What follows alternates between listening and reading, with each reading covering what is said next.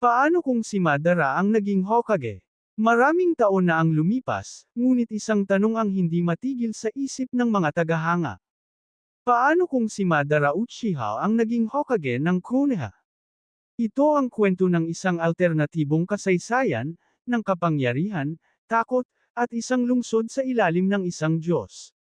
Matapos ang labanan nila ni Hashirama, sa halip na mamatay, tinanggap ni Madara ang posisyon bilang Hokage. Hindi ito dahil sa tiwala, kundi sa takot.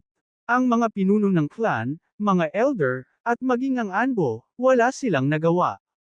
Sa isang iglap, si Madara ang naging simbolo ng kapangyarihan sa buong nayon. Ang Konoha ay hindi na ang bayan ng pag-asa. Ito ay naging lungsod ng kontrol. Sharingan sa bawat sulok, surveillance, disiplina, at pagsunod. Ang mga kalaban ng estado, wala na. Ang mga senju, pinatalsik. Si Tobirama, baka pinatahimik ng walang bakas. Ang ibang nasyon, yumuko, walang Akatsuki, walang pain.